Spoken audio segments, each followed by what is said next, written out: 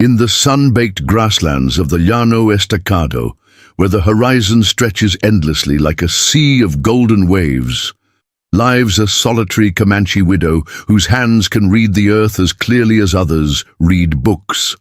Numunu, warrior blood, runs through Tabe Nashoba's veins, but to the settlers who trade at her modest farm, she's merely a quiet woman who raises exceptional horses and keeps to herself. Yet beneath her reserved demeanor and weathered hands lies a terrifying truth. Those who threaten what is hers will face a hunter who can track a single horsehair across 50 miles of windswept plains, who can move like a ghost through territory others find impassable, and who learned from birth that justice comes not from courts, but from skill, patience, and unflinching resolve. Before we jump back in, tell us where you're tuning in from, and if this story touches you, make sure you're subscribed, because tomorrow I've saved something extra special for you. The merciless summer sun beats down on the rolling plains, casting sharp shadows across Tabe's weathered farmhouse. At 46, she moves with the fluid economy of someone who wastes nothing.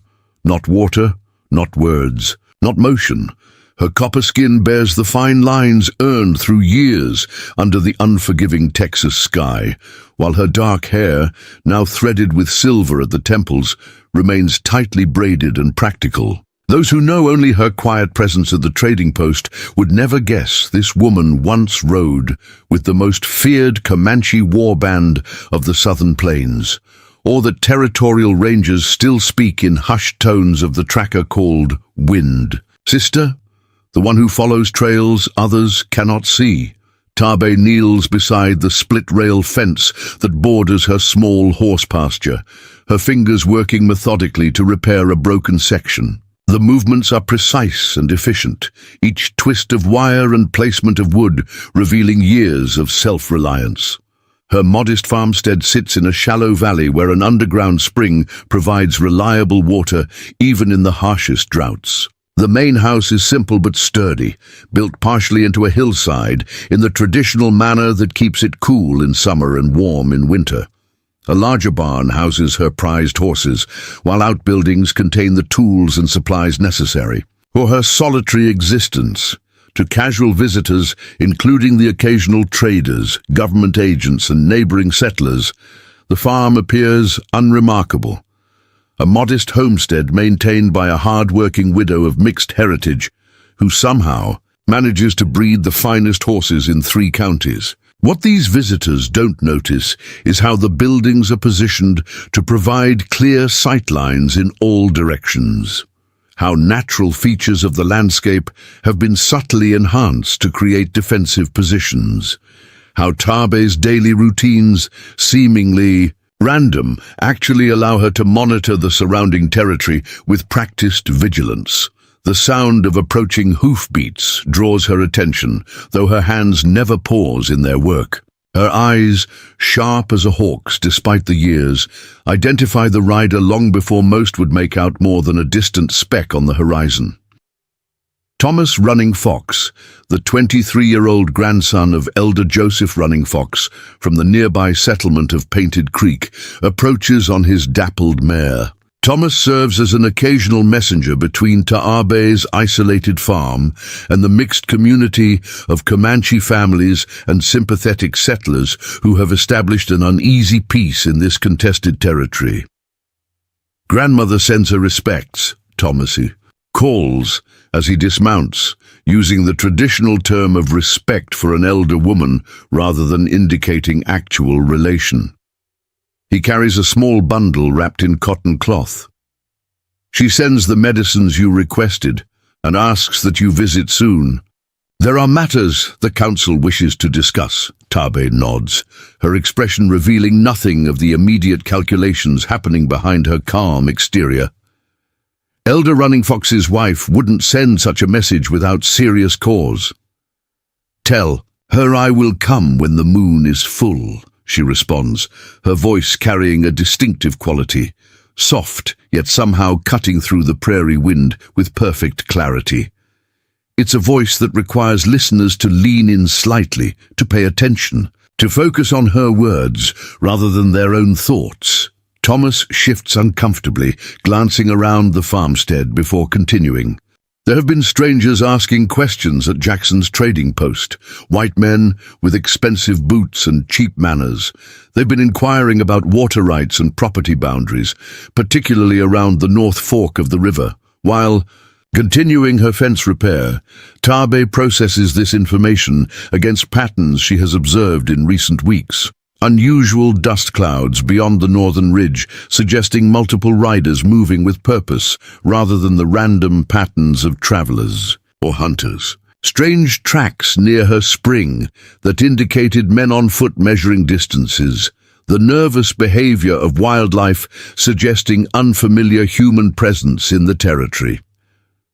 "What else?" she asks, knowing Thomas hasn't delivered his full message. They've been asking specifically about isolated farms, about who lives alone.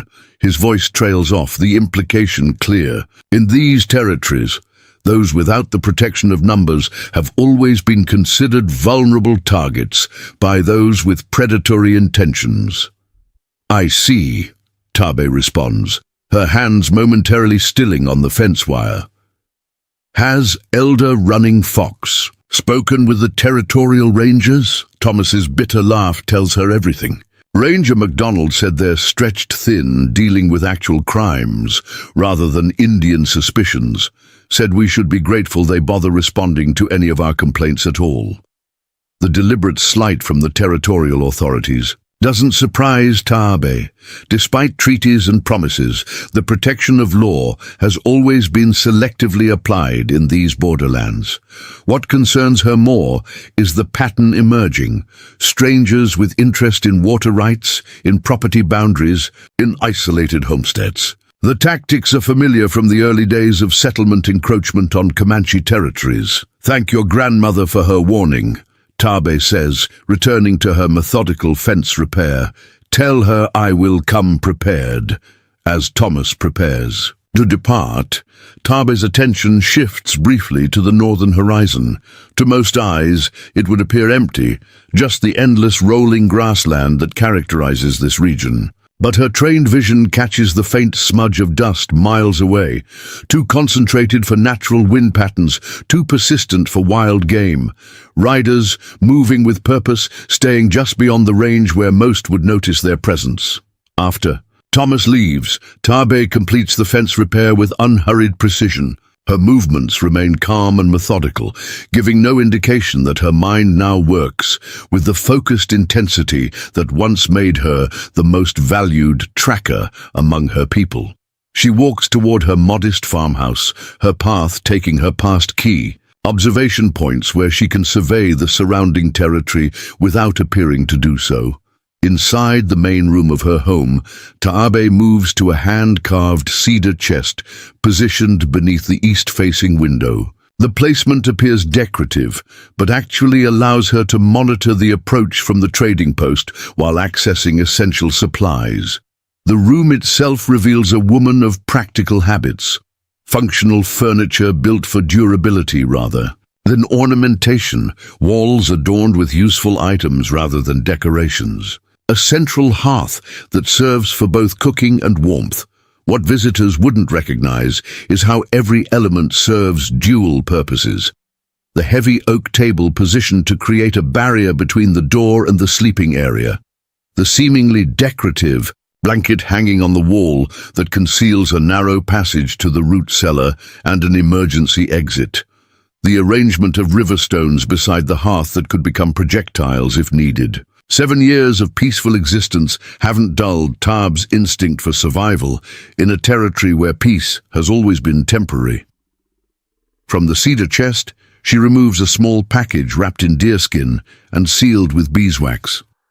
Inside lies a knife of exceptional quality, its blade bearing distinctive markings that identify it as the work of Iron Wolf, the legendary Comanche weaponsmith who had been her father's brother. The knife hasn't been used in 7 years, not since Taabe chose a different path, following the ambush that claimed her husband's life and left her as the sole survivor of an attack that territorial authorities had dismissed as unfortunate conflict. With hostile natives, despite all victims being Comanche farmers with legal land claims, the memory rises unbidden. 7 years earlier, preparing and narrating this story took us a lot of time, so if you are enjoying it, subscribe to our channel. It means a lot to us now.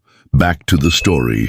Taabe and her husband, Evening Star, had been returning from the Territorial Land Office with the precious papers confirming their legal ownership of the spring-fed valley. Documents that should have protected them from the constant encroachment attempts.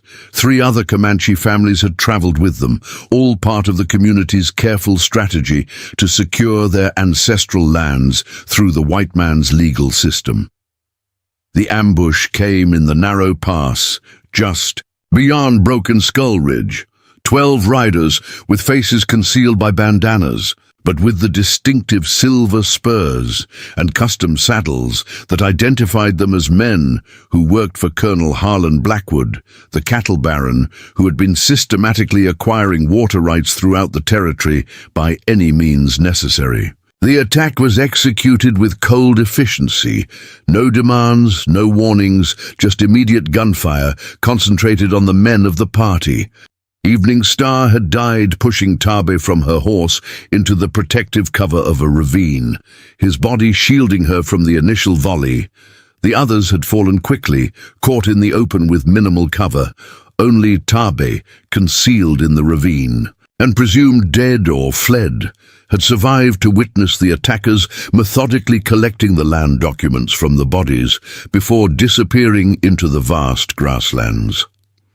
The territorial rangers had conducted a perfunctory investigation concluding that unknown parties, possibly hostile Comanche from beyond the settlement boundaries, had conducted the attack. No evidence connecting Blackwood's men to the massacre was officially acknowledged, despite the distinctive tracks Taabe had documented, despite the witnesses who had seen Blackwood's riders in the vicinity, despite the clear motive centered on the newly secured water rights. In the aftermath, faced with a justice system that offered no recourse, Taabe had made a choice. Rather than seeking the traditional Comanche revenge that would have ignited a larger conflict endangering the entire settlement, she had withdrawn to her farm, focusing on rebuilding a life of quiet self-sufficiency. She had packed away Winchester, the tracker whose skills had once been legendary among her people, becoming instead the widowed Taabe who bred exceptional horses and kept to herself. That decision had brought 7 years of relative peace. But as she holds her uncle's knife, feeling its perfect balance and deadly potential, Taabe acknowledges what she has always known. Winchester never truly disappeared. The skills that once made her the most feared tracker of the southern plains remained sharp through daily practices disguised as ordinary farm routines. The awareness that once allowed her to read landscapes like written pages continued in her. Careful observation of territorial patterns, the strategic mind that once guided war parties through seemingly impossible terrain, remained active in her constant assessment of threats and opportunities. The sound of the wind chimes hanging from her porch rafters shifts subtly, indicating a change in the air currents. To most, it would be meaningless, but to Taabe it signals approaching riders from the east, not the path Thomas would take returning to the settlement, but the direction of Jackson's trading post. Moving with unhurried purpose, she returns, the knife to its hiding place, then positions herself at her work babel, where she appears to be sorting medicinal herbs gathered from the surrounding plains. Through the eastern window, she observes 3 riders approaching her farm. Their posture and equipment immediately identify them as not from the local settlements, expensive eastern saddles rather than the practical western style used by ranchers. Pristine boots unmarked by the realities of prairie work, clothes too clean and pressed for men who had spent significant time on the trail. Most telling is how they carry themselves, the artificial casualness of men attempting to appear at ease in territory where they don't belong. The lead rider, a tall man with a carefully trimmed beard and a city man's hat, directs the others with subtle hand gestures that suggest military or law enforcement background. They approach the farmhouse in a pattern that allows maximum surveillance of the property while maintaining group protection, not the approach of friendly visitors or honest businessmen. Tabe continues sorting herbs with methodical precision, her movements unhurried and focused, despite her assessment of the approaching threat. By the time the riders reach her front yard, she has catalogued every detail of their appearance, equipment, and tactical positioning. She has noted the bulge of concealed weapons beneath their too fine jackets, the way they position themselves to maintain clear firing lines, the practiced ease with which they survey potential threats and escape routes. "Good afternoon, ma'am," the lead rider calls, his voice carrying that particular quality of forced friendliness that masks calculated purpose. "Might we trouble you for some water for our horses? Been a long ride from Sweetwater," the reference to Sweetwater, a town in the opposite direction from their approach, confirms Tabe's assessment of deception. She straightens from her work babel, presenting the appearance of a simple farm woman while maintaining perfect awareness of each rider's position, distance to potential weapons, and available cover. "The pump is by the barn," she responds, her voice neutral. "Help yourselves." The lead rider dismounts with fluid grace that further suggests formal training rather than the practical experience of a rancher or farmer. "Much obliged. Name's James Wilson. These are my associates, Mr. Hayes and Mr. Carter. We represent certain business interests looking to develop this region, bring some civilization to these wild parts." Tabe notes how the other two men remain, mounted, positioned to maintain clear firing positions toward both her and potential approach routes to the farm. Not the behavior of legitimate businessmen seeking water. "This region has its own civilization," she responds, her statement simple but carrying unmistakable boundary. "Has for thousands of years." Wilson's smile remains fixed, though his eyes sharpen with reassessment. Indeed, the native heritage is part of what makes these territories so fascinating. But progress comes for us all, doesn't it? He gestures around her modest farmstead. "You've got quite a nice little operation here, especially for a woman on her own. Must be challenging to maintain without a man's help. The company I represent might be interested in making you a generous offer for this property. Save you the hardship of managing alone." The implied threat beneath the polite offer hangs in the air between them. Tabe has heard variations of this approach throughout her life. The assumption that her land must be available simply because they want it. The suggestion that a woman, particularly a Comanche woman, couldn't possibly defend what is hers. The thin veneer of business legitimacy covering the underlying methods of acquisition through intimidation. "This land is not for sale," she states simply, her voice carrying that distinctive quality that, despite its softness, somehow fills the space between them with unmistakable authority. "Not today, not tomorrow, not ever." Wilson's expression shifts, the artificial friendliness giving way to cooler assessment. "Everyone has a price, Mrs. Shappa," she supplies. "And you're mistaken. Some things remain beyond price." A subtle tension ripples through Wilson's posture, a micro-expression of annoyance quickly controlled. "Well, Mrs. Shappa, I hope you'll reconsider. The offer won't remain open indefinitely. Development is coming to this territory whether individual stakeholders choose to participate willingly or not." As the men water their horses, maintaining their tactical positions despite the pretense of casual business discussion, Tabe observes every detail with the practiced eye of a tracker reading sign. The way haze continually scans the property perimeter, assessing defensive weaknesses. How Carter focuses on her barn and stock pens, evaluating their quality and value. The subtle hand signals Wilson uses to direct their movements without verbal communication. When they depart, Taabe watches them until they disappear over the eastern rise. Only then does she allow her posture to shift from neutral observation to active preparation. The visit confirms what Thomas's warning had suggested. Organized, professional pressure on isolated landholders, targeting properties with water, access. The methods are familiar from past territorial conflicts, but the implementation shows unusual sophistication. Moving with deliberate purpose, Taabe begins preparation for a journey. From beneath floorboards concealed by a seemingly permanent work babel, she retrieves items unused for 7 years. Tracking tools designed for night travel, signaling equipment that operates beyond normal visual and auditory range, survival gear that would allow her to move through the harshest conditions undetected and self-sufficient. Most significant is a small wooden box, its surface carved with symbols meaningful only to those trained in the old ways. Inside lies a small pouch of pigments, earth tones, that once applied in specific patterns would transform a tracker into a living shadow within the landscape. Beside it rests a necklace of carved bone and specialized stones that traditional Comanche scouts wore concealed beneath their clothing, identifying them to allies when disguised for tracking operations.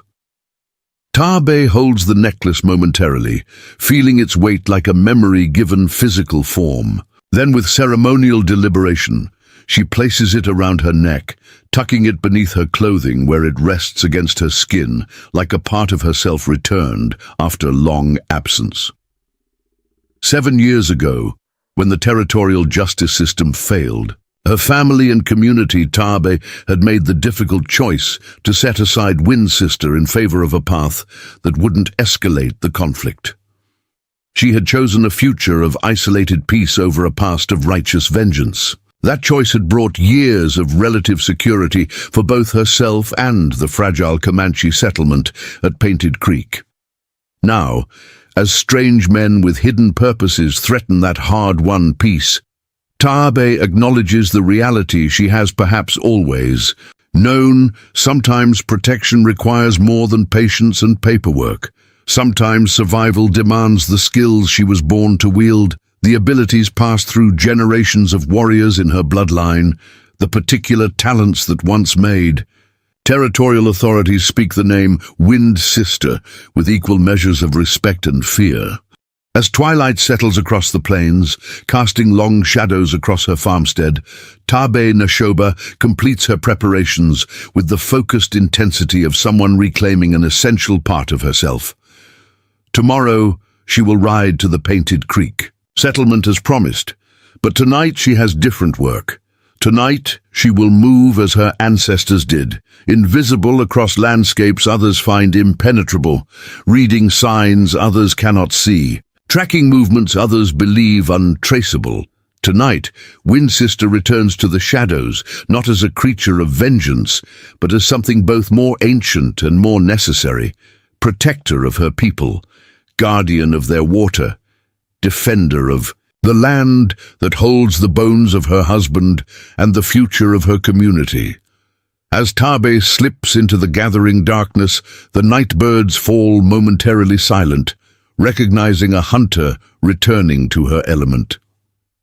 7 years of peace have not dulled her skills, but sharpened her purpose. The strangers who threaten what is hers are about to discover why the old stories say you can hide from many things in these vast plains, from the law, from civilization, from your past mistakes.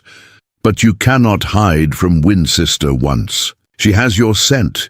The full moon illuminates the rolling landscape as Taabe approaches the settlement of Painted Creek. Unlike her daytime persona who rides openly along established trails, tonight, she moves like water, finding the spaces between stones, her progress silent and nearly invisible despite the moonlight. She has spent the night tracking the movements of Wilson and his men, following their trail to a sprawling camp hidden in a secluded valley 10 miles north of her farm. What she discovered there transformed her concern into cold certainty. 28. Men, 12 supply wagons, heavy equipment disguised under canvas covers, surveying tools, blasting powder, armed guards positioned with tactical precision. This was no simple land speculation operation, but something far more organized and dangerous. Most telling had been the surveyor's maps she glimpsed from her concealed position, detailed renderings of the underground spring systems that feed both her farm and the Painted Creek settlement, with particular attention to the narrow canyon where the waters surface. Painted Creek emerges from the darkness as Tabe approaches, a collection of structures that balance Comanche traditions with adaptations to changing times. Unlike many forced settlements, this community has managed to maintain sovereignty through a combination of legal maneuvering, strategic alliances with sympathetic settlers, and careful stewardship of its most precious resource, the creek, from which it takes its name, whose waters flow year-round, even in the harshest droughts. The settlement follows the traditional circular arrangement, with the central council house surrounded by family dwellings that expand outward according to relationship and function. Newer buildings constructed of timber and stone stand alongside traditional brush arbors and earth lodges. Gardens flourish in the fertile soil near the creek banks, while corrals hold horses that represent both practical transportation and the community's primary economic resource. As she approaches the council house, Tabe shifts her bearing to match her public identity, the reserved widow rather than the night tracker. She adjusts her clothing, ensuring the tracking paint she applied for night movement is concealed beneath her practical riding clothes. The bone necklace remains against her skin, hidden from view but reconnecting her to generations of protectors who came before. Elder Joseph Running Fox awaits her arrival, his weathered face revealing both his 92 years of life experience and the sharp intelligence that has helped guide the community through decades of transition and threat.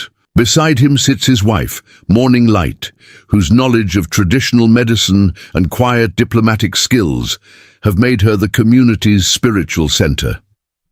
Despite the late hour, several other community leaders have gathered, their expressions revealing the seriousness of the situation.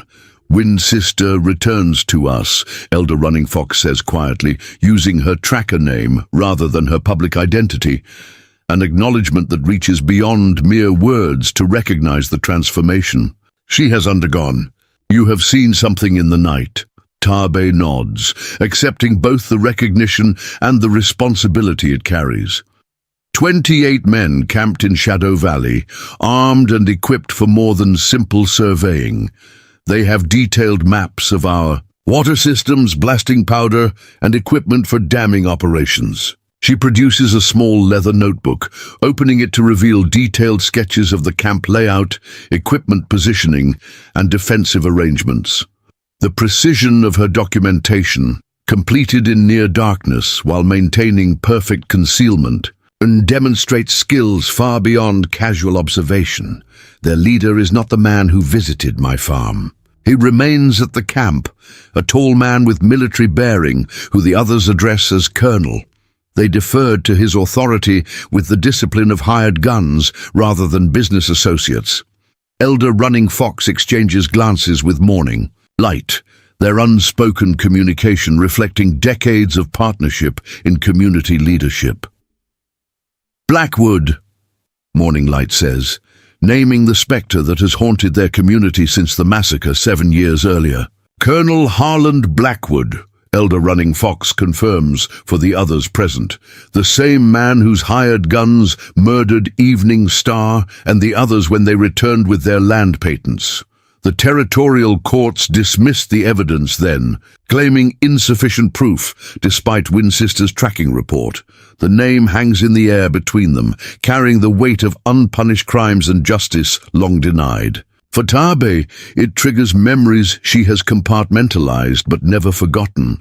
Her husband's last breath as he shielded her from gunfire, the methodical way Blackwood's men had collected the legal documents from the dead, the territorial authorities. Deliberate blindness to evidence that implicated a powerful land baron. "He wants the water," says Calvin Trueshield, who serves as the settlement's representative in territorial matters. A man in his 50s who wears traditional braids alongside the white man's suit, Calvin has navigated the dangerous waters of territorial politics for decades. The new railroad spur to Fort Davis will need water sources. Whoever controls the underground springs can name their price to the railroad company. "Not just the water," Taabe responds, her quiet voice drawing them closer to hear her words. "The southern passage as well." The maps in their camp marked our canyon as the optimal route for the rail line, a natural corridor through hills that would otherwise require extensive blasting and construction. This information shifts the gathering's energy. The threat, expanding beyond water rights to the very existence of their settlement, which sits directly in the path of the proposed railway corridor. What had seemed a dispute over resources now reveals itself as potential erasure, the familiar pattern of progress consuming indigenous communities in its path. "We have legal title to these lands," Calvin Trueshield argues, though his expression reveals doubt beneath his words. "The territorial government recognized our claims 5 years ago. The treaty protections may be limited, but our water rights are documented and filed." Taabe meets his gaze directly, as were the patent's Evening Star and the others carried when Blackwood's men killed them. Papers offer poor protection against bullets. The harsh truth silences momentary optimism. Legal ownership has never provided true security for indigenous communities when powerful interests set their sights on valuable resources. The territorial courts have consistently favored development interests over treaty rights, finding technicalities and exceptions whenever necessary to advance what they call progress. "What do you propose, Winchester?" Elder Running Fox asks, the question acknowledging her transition from observer to active participant in the community's defense. Taabe considers, her response carefully balancing strategic assessment with respect for the council's authority. Blackwood believes he faces isolated farmers and a small settlement with minimal defenses. His strategy depends on overwhelming force against targets he considers vulnerable and uncoordinated. She moves to the central fire, where embers provide both light and focus for the gathering. With a slender stick, she begins sketching in the earth, a tactical map that integrates landscape features with defensive positions. We cannot match his numbers or weapons directly, but the advantage of the hunter is not in strength, but in knowledge. Knowledge of terrain, of timing, of the prey's patterns and weaknesses. As the council discussion continues into the night, Taabe's tactical experience merges with the community's collective wisdom. Unlike her previous role as a solitary tracker, she now helps shape a coordinated defense strategy that leverages each community member's strengths. Young riders with the fastest horses will carry messages between scattered allies throughout the territory. Elders with detailed knowledge of hidden water sources will ensure the community maintains access even if main channels are blocked. Families with young children will establish temporary camps in concealed locations away from likely conflict points. Most critical is the creation of a surveillance network that extends Taabe's tracking capabilities across a wider territory. She selects 10 community members with the strongest wilderness skills, primarily young adults who combine traditional knowledge with adaptability to new challenges. Through the remaining hours of darkness, She provides accelerated instruction in the specialized tracking and concealment techniques that made Windsister legendary. Movement without disturbance, she demonstrates, showing how to place each footstep so that grasses spring back without revealing passage, breathing with the wind rather than against it, reading shadow patterns to identify watching eyes. Miguel Two Ravens, a 19-year-old with exceptional horsemanship and keen eyesight, absorbs her instruction with particular intensity. "My father spoke of your tracking skills," he tells her during a brief rest. "He said you could follow a butterfly's path 3 days after it passed." Taabe acknowledges this with the subtle humor that occasionally emerges through her reserved exterior. Only if the butterfly was particularly heavy. As dawn approaches, the community has established preliminary defenses and communication networks. Taabe prepares to return to her farm, knowing her continued presence in Painted Creek would alert Blackwood's scouts to connections between the supposedly isolated widow and the larger community. Before she departs, Morning Light approaches with a small leather pouch. The elder woman's gentle hands belie her strength as she presses the medicine bundle into Taabe's palm. "You walk a difficult path, daughter of many brave mothers," she says, her voice carrying the weight of traditional authority. "The path between justice and vengeance, between the protector and the warrior. This medicine will help you see clearly when darkness threatens your vision." Taabe accepts the bundle with appropriate reverence. "My eyes remain clear, honored mother." Morning Light's wise gaze sees beyond Taabe's composed exterior. Not all darkness is external. The shadows of grief can blind even the sharpest eyes. Evening Star would not wish his memory to become a blade that cuts the one who carries it. The unexpected reference to her husband opens something vulnerable beneath Taabe's carefully maintained composure. For a moment, the mask of Windsister slips, revealing the woman who has carried her grief in private discipline for 7 years. "I have not forgotten the difference between protection and revenge," she responds quietly. "One serves the living, the other serves only the dead." Morning Light nods with approval. "Remember this distinction in the days ahead. Blackwood and his men bring darkness, but you carry light from ancestors who understood that survival sometimes requires terrible strength used with perfect discipline." As Taabe rides away from Painted Creek, taking an indirect route that would confuse any watching eyes, the eastern horizon brightens with approaching dawn. She adjusts her path to utilize natural features that provide concealment: shallow arroyos, stands of mesquite, the long shadows of rock formations that obscure her silhouette against the lightening sky. 3 miles from her farm, she detects subtle signs that alert her trained awareness: disturbed gravel at a stream crossing, bent grass stems showing passage within the past few hours. The distant agitation of prairie birds indicating human presence where there should be none. Someone has visited her property during her absence. Rather than approaching directly, Taabe circles wide, establishing a concealed observation position that provides clear sightlines to her farmstead. Through the rising morning mist, she confirms her suspicion: 2 riders maintaining surveillance from the ridge opposite her house, their position selected for optimal observation while remaining beyond normal detection range. The distinctive saddle gear identifies them as Blackwood's men, likely monitoring her movements to assess potential resistance to their operations. The tactical situation clarifies in her mind with cold precision. Blackwood has already begun mapping resistance points, identifying individuals who might challenge his plans. Her farm's strategic location, controlling a key water access point, has made her an early target for surveillance and likely intimidation.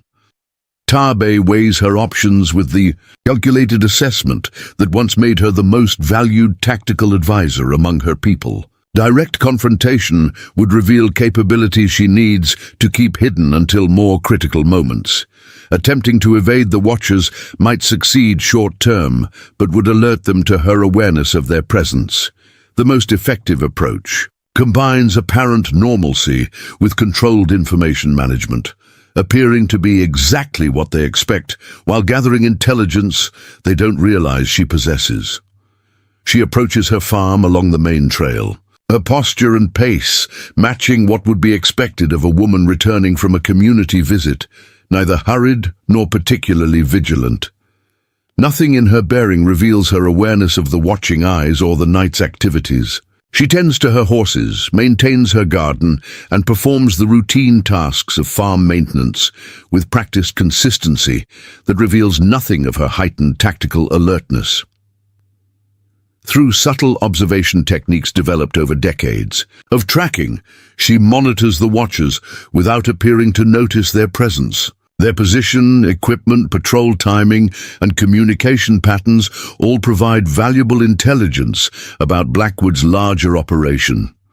Most telling is their discipline. These aren't common ranch hands pressed into surveillance duty, but men with formal training, likely former military or experienced hired guns accustomed to extended field operations. By midday, the surveillance team is replaced by two different riders who maintain the same observation position.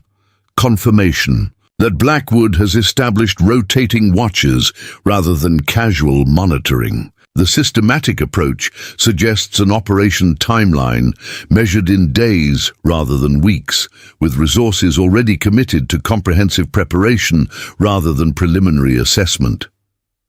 As Tabe works in her garden, apparently focused on practical farming tasks, her mind calculates response strategies with cool efficiency. Blackwood's operation demonstrates sophisticated planning, substantial resources, and professional implementation, far exceeding typical land-grabbing tactics previously encountered in territorial disputes. The integration of surveying operations, armed security, and targeted intelligence gathering indicates preparation for substantial development rather than speculative acquisition. The distant sound of approaching riders draws her attention, though nothing in her movements reveals this. Awareness. She continues harvesting vegetables, her body language projecting absorbed concentration in her task, while her senses identify multiple horses approaching from the direction of Jackson's trading post, the expected direction for legitimate visitors rather than the concealed approach Blackwood's surveillance team had used. 4 riders appear on the main trail, their approach neither concealed nor particularly threatening. Tabe recognizes Jackson himself, the trading post owner who maintains carefully neutral relationships with all communities in the territory. Beside him rides Sarah Colton, the school teacher from the white settlement at Meridian Crossing, whose unusual friendship with Tabe has developed through shared interest in botanical knowledge. The other 2 riders are unfamiliar, their clothing and bearing suggesting government officials rather than local residents. Tabe straightens from her garden work, presenting the appropriate response to approaching visitors while maintaining tactical awareness of the surveillance team still hidden on the distant ridge. The visitors' timing and composition suggest information delivery rather than immediate threat, though experience has taught her that government representatives rarely bring favorable developments for Comanche landholders. Mrs. Shappa, Jackson, calls as they approach, his forced heartiness revealing discomfort beneath his friendly greeting. "Hope we're not disturbing your day. These gentlemen are from the Territorial Land Office and asked to speak with property holders in this region." The taller of the 2 officials dismounts with the awkward movements of a man who rides by necessity rather than choice. His formal suit, despite adaptations for travel, marks him as someone who normally operates in government offices rather than rural territories, Mrs. Neshoba, I'm Walter Green, Assistant Director of the Territorial Land Management Office. He introduces himself with administrative precision. This is my colleague, Mr. Simmons, from the Railway Commission. We're conducting an informational tour regarding potential infrastructure developments in this region. Tabe acknowledges the introduction with a measured nod, her expression revealing nothing of the tactical assessment occurring behind her composed exterior. The official presence confirms her earlier intelligence. Blackwood's operation has advanced to formal implementation stages, with government authorities already involved in preliminary notifications. The territorial governor has approved preliminary surveys for potential railway expansion through this region. Green continues, producing official-looking documents bearing government seals. Under territorial statutes, all property holders must be informed of potential eminent domain considerations. Should survey results indicate optimal routing through existing settlements or private holdings. The carefully constructed bureaucratic language doesn't disguise the underlying message: preparation for legal seizure of lands deemed necessary for railway development, with compensation determined by government assessments rather than owner consent. It's a familiar pattern in territorial expansion, where indigenous land rights consistently yield to development interests, regardless of legal documentation or prior agreements. These notifications are purely informational at this stage, Green adds, with administrative detachment that ignores the human implications of his words. No final determinations have been made regarding specific routing or property impacts. Sarah Colton watches this exchange with the sharp observation of an educated woman who has witnessed similar processes unfold in other territories. Her friendship with Tabe has developed in part through shared understanding of how progress typically advances across indigenous lands regardless of legal protections or formal titles. Interestingly, Colonel Blackwood's representatives have been discussing very specific routing plans with merchants in Meridian Crossing. Sarah interjects, her direct approach contrasting with Green's bureaucratic vagueness. They've been showing maps with detailed railway corridors that appear to run directly through both Painted Creek Settlement and several independent farms in this region. Green's expression tightens at this information, revealing the gap between official procedures and actual implementation. The Railway Commission has not authorized publication of specific planning documents at this stage, he responds with bureaucratic reflex. Any representations by private interests regarding definitive routing decisions would be premature and unauthorized. Yet Blackwood Construction has already established a substantial base camp and begun preliminary surveying operations, Sarah counters, demonstrating information networks that extend beyond what government officials might expect from a frontier schoolteacher. Their representatives have told merchants in Meridian Crossing to prepare for significant construction traffic beginning within the month. This exchange provides Tabe with critical confirmation. The accelerated timeline she observed in Blackwood's camp preparations matches his representations to commercial interests in the white settlement. The official notification process lags behind actual implementation, suggesting coordination between development interests and government authorities that bypasses formal procedures and community consultation. Throughout this revelation, Tabe maintains her composed exterior while absorbing every nuance of the unfolding situation. The surveillance team on the distant ridge, the government officials with their carefully worded notifications, Sarah's intelligence from Meridian Crossing, all pieces fitting into a tactical picture that clarifies Blackwood's strategy and timeline. As the officials prepare to depart, having delivered their informational notices with bureaucratic detachment, Sarah arranges to remain behind. Her request to discuss botanical specimens, providing plausible cover for continued conversation, away from official ears. Jackson and the officials continue their circuit of notifications, leaving the two women alone except for the distant watchers whose presence Tabe has not acknowledged. Once the official party moves beyond earshot, Sarah's manner shifts from polite educator to focused ally. Blackwood has brought in over 50 men, Tabe, not just surveyors and construction workers, armed men with military experience. The merchants in Meridian Crossing have been told to expect hundreds more within 2 weeks. Tabe absorbs this information with outward calm that conceals rapid tactical calculation. Has he secured the territorial contracts officially? Not. Yet according to courthouse records I reviewed yesterday. But Judge Harmon has scheduled an unusual closed session of the Territorial Commission for tomorrow. Unusual because 3 commissioners traveled overnight to attend on very short notice. This detail sharpens Tabe's assessment. Judge Harmon's court has consistently favored development interests over indigenous land rights, finding technical exceptions to treaty protections whenever substantial profits beckoned.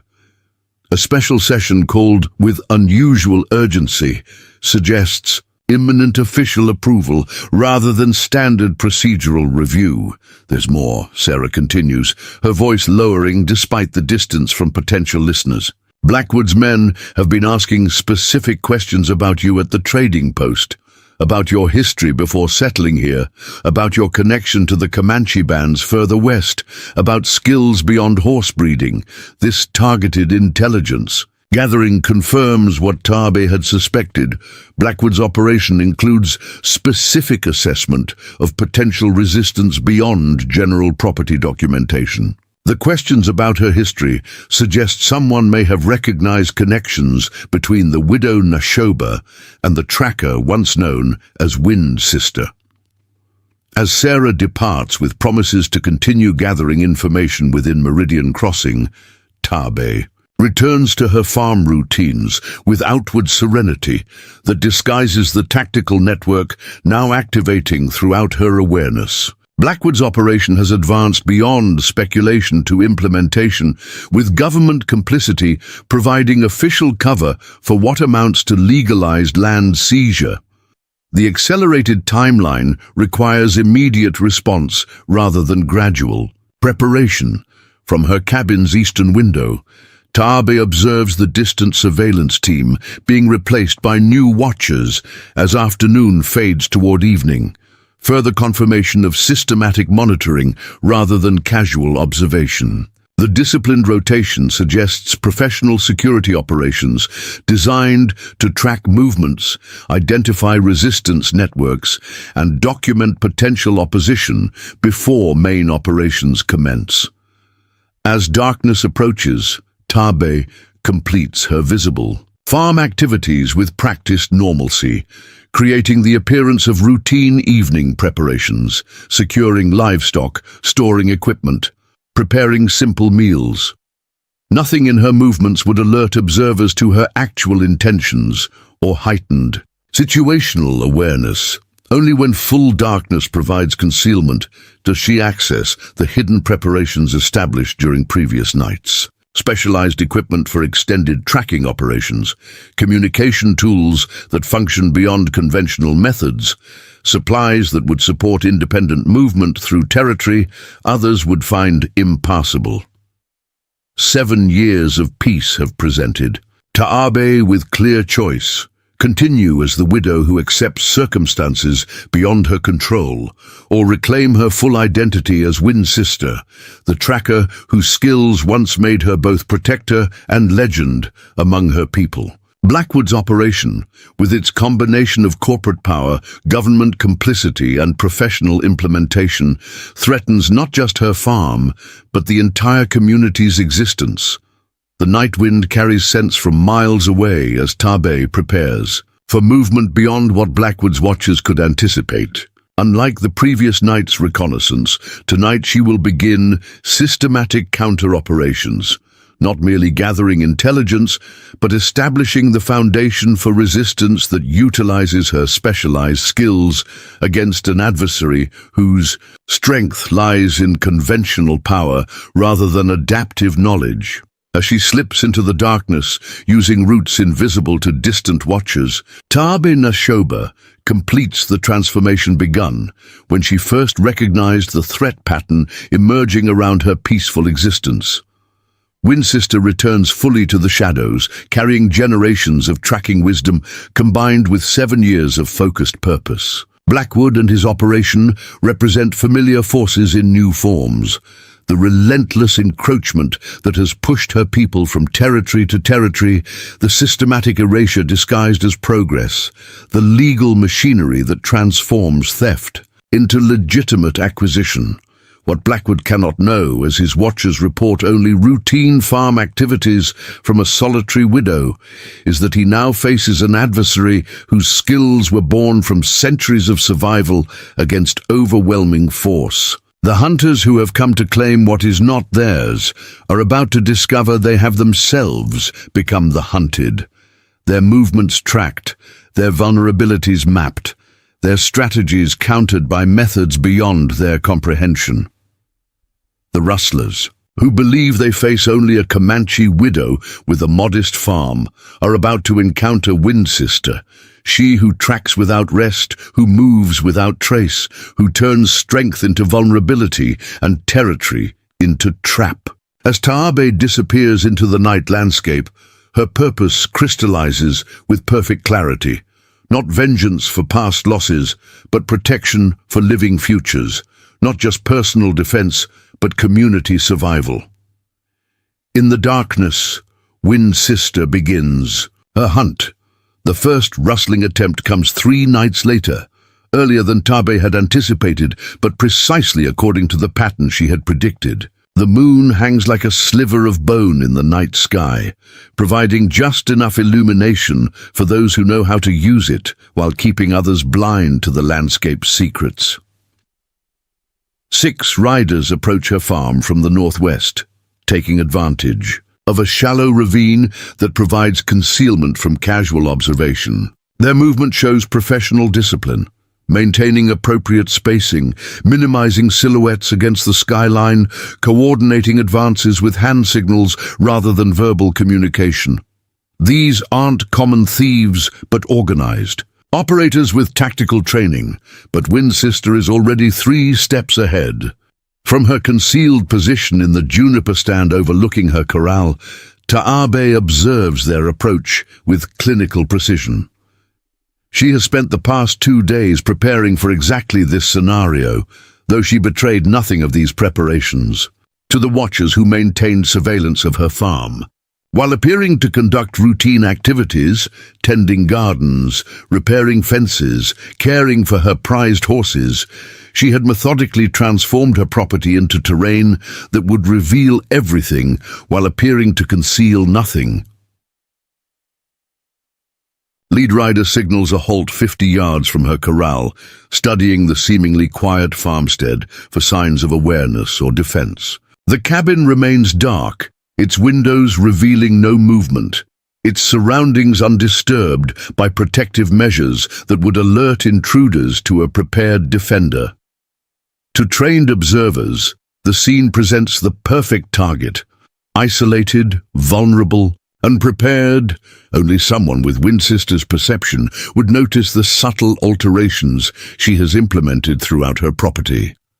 The strategically loosened rails in the fence that would direct intruders toward specific approach routes. The carefully arranged stones that would reveal disturbance patterns, invisible to untrained eyes. The altered feeding patterns that have positioned her most valuable horses in unexpected locations, while leaving decoys in their usual stalls.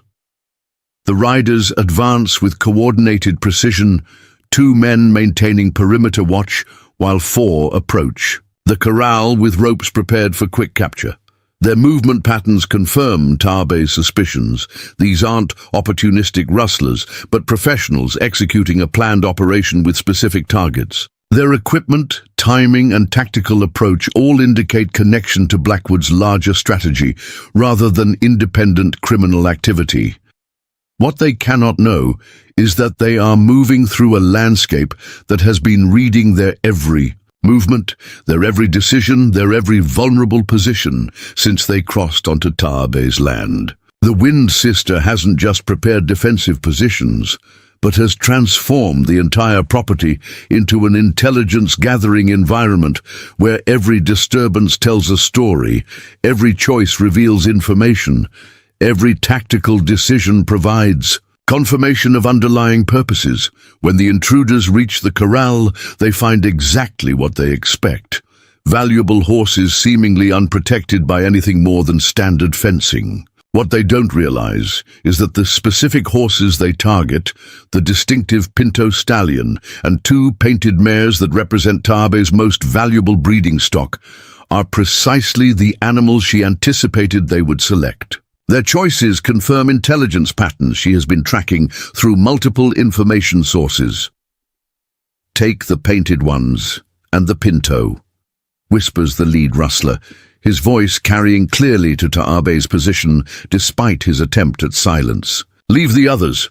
We're not common thieves." This instruction provides final confirmation, not a general rustling operation, but targeted acquisition of specific animals. Not random criminal opportunity, but calculated strike against selected assets.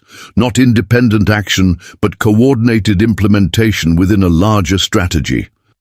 As the men lead her horses from the corral, Taabe remains motionless in her concealed position, making no attempt to intervene directly. Her strategy extends beyond immediate defense to comprehensive intelligence gathering. Understanding this operation's connection to Blackwood's larger objectives requires observing its complete implementation rather than disrupting its initial stages. The rustlers mount up, leading Taabe's horses with professional efficiency, clearly satisfied with the operation's apparent success. They depart along a different route than their approach, a standard tactic to complicate potential pursuit. Their confidence is evident in their relaxed postures and increased pace, the hallmarks of operators who believe they've completed a successful mission without opposition. Only when they've disappeared beyond the northern ridge does Taabe move. From her observation position, her actions showing none of the panic or distress that might be expected from a victim of significant theft. Instead, she moves with purposeful efficiency, gathering minimal supplies for extended tracking while leaving no indication of pursuit that casual observers might detect. Within 15 minutes, she has vanished into the night landscape, following the rustler's trail with the focused intensity that once made Wind Sister a legend among her people. Unlike conventional trackers who would follow obvious signs, hoofprints, disturbed vegetation, directional indicators, Taabe reads the landscape at a different level entirely. The subtle compression patterns that reveal weight distribution and rider experience, the microscopic disturbances in morning dew that indicate passage timing, the almost imperceptible alterations in night insect sounds that create an auditory map of recent disturbances. The rustlers travel confidently, believing themselves beyond pursuit in the darkness, unaware that their every movement, their every tactical decision, their every casual interaction leaves information that Wind Sister absorbs like a desert absorbs rain. Their 15-minute head start means nothing against tracking skills honed through generations of survival in territories where conventional methods fail. By midnight, Taabe has confirmed her initial assessment. The rustlers aren't taking her. Horses to distant markets for anonymous sale, but to Blackwood's main camp, further evidence that this operation serves purposes beyond simple theft. The targeted selection of her most valuable breeding stock suggests specific intent rather than opportunistic crime, particularly given the precision of their identification and the tactical resources committed to their acquisition. From a concealed, Position on the ridge overlooking Blackwood's camp, Tarbé observes her horses being delivered directly to a specialized corral separated from general livestock areas. The distinctive military-style processing, immediate assessment, documentation and integration into existing stock management confirms these aren't common rustlers, but operators within Blackwood's structured organization. Most revealing is the arrival of Blackwood himself to inspect the newly acquired horses. Even at a distance, his commanding presence is unmistakable. The formal military bearing, the precise gestures that expect immediate compliance, the focused attention that evaluates assets with cold efficiency rather than appreciation. Despite the late hour, he examines each horse with methodical thoroughness, giving particular attention to the Pinto stallion, whose distinctive markings make him instantly recognizable throughout the territory.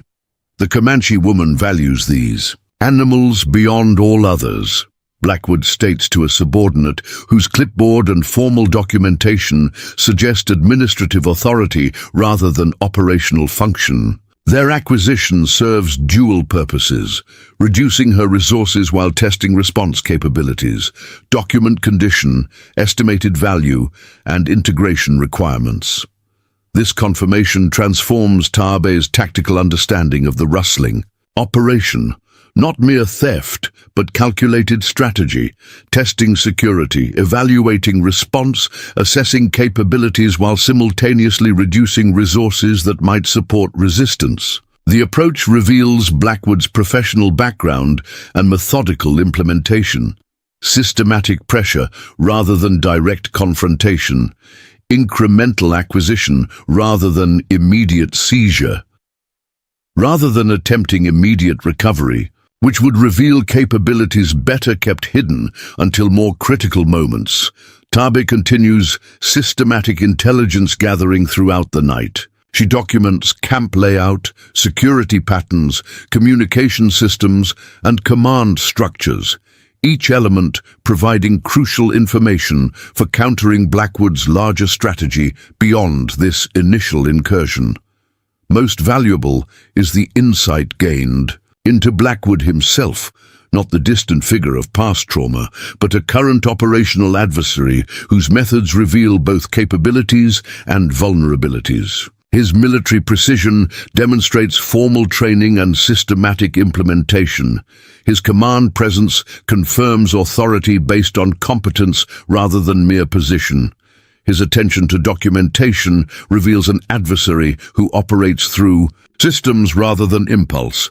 Yet within these strengths, Tarbé identifies exploitable patterns. Blackwood's confidence in conventional security creates blind spots in non-traditional approaches. His reliance on hierarchical command structures establishes potential disruption points through targeted intervention. His systematic methodology creates predictability that alternative strategies can anticipate and counter. Dawn approaches as Tarbé completes her intelligence gathering, the eastern sky beginning to lighten with the first suggestions of morning. Rather than withdrawing immediately, she maintains her observation position long enough to document the camp's transition from night to day operations. The shift changes, the communication protocols, the command transitions that reveal organizational structures beyond what night observation alone would provide. Only when she has absorbed every available detail does she begin her withdrawal, moving with the ghost-like silence that earned her tracking name. Her route takes her not back toward her farm, which Blackwood's surveillance would expect, but toward Painted Creek settlement through concealment pathways that no conventional tracker could follow or detect. The community awakens to find Windsister waiting at the council fire, her presence revealing nothing of the night's extensive activities.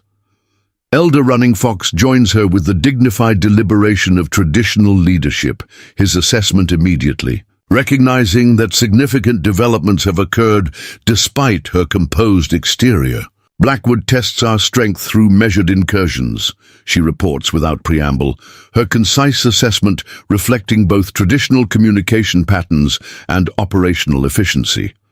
6 men took my 3 most valuable horses during the night, not as common rustlers, but as organized operators delivering assets directly to Blackwood's main camp. Rather than expressing outrage at this violation, Elder Running Fox absorbs the information with the measured evaluation of experienced leadership. He seeks to understand our response capabilities before committing to larger operations, and to reduce resources that might support resistance, Taabe confirms. The pattern suggests systematic pressure rather than immediate confrontation, testing boundaries, evaluating reactions, identifying vulnerabilities before implementing primary objectives. As community members gather around the council fire, Taabe provides detailed briefing on Blackwood's operation: camp structure, personnel, numbers, equipment capabilities, security patterns, command organization. Her precise documentation, completed during night observation under minimal visibility conditions, demonstrates tracking skills that transcend conventional capabilities. Miguel Two Ravens, who has emerged as the most promising student of Taabe's tracking instruction, studies her terrain sketches with focused attention. You mapped their entire security rotation from one night's observation. Security patterns reveal organizational structure, Taab explains, her teaching methods integrating traditional knowledge with tactical application. Night operations demonstrate preparation levels and personnel quality more accurately than daytime activities. Command transitions identify decision points within hierarchical systems. This exchange represents not merely information sharing, but capability development, transferring generations of tracking wisdom into contemporary application against modern threats.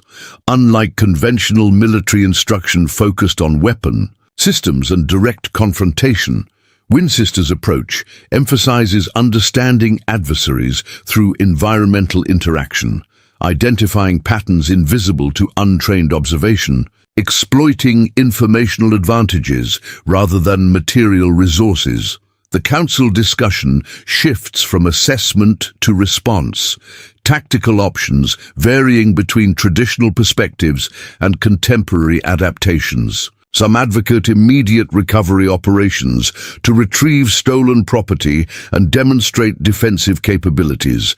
Others suggest territorial authorities should be notified despite previous failures to provide justice or protection. Still others recommend accelerated relocation of vulnerable community members to more defensible positions. Taabe listens to these perspectives with respectful attention while developing more comprehensive strategic assessment.